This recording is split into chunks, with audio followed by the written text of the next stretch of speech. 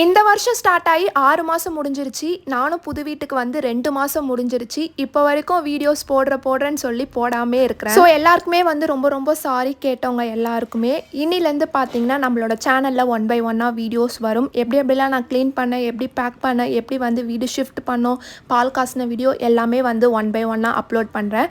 கண்டிப்பாக லாங் வீடியோவில் நான் அப்லோட் பண்ணுவேன். கண்டிப்பாக லாங் வீடியோவும் செக் பண்ணி பாருங்கள், சப்போர்ட் பண்ணுங்கள். இந்த வீடியோ ஏப்ரல் 2ஆம் தேதி எடுத்தது. மார்னிங்கே எழுந்து வீட்டெல்லாம் வந்து சுத்தம் பண்ணி சாமிக்கு வந்து பூவெல்லாம் போட்டு ரெடி பண்ணி வச்சாச்சு. ஏன்னா வீட்டுக்கு வந்து ஐயப்ப சாமி வராரு. என்னோட அப்பா வந்து அப்போ வந்து மாலை போட்டு இருந்தார்.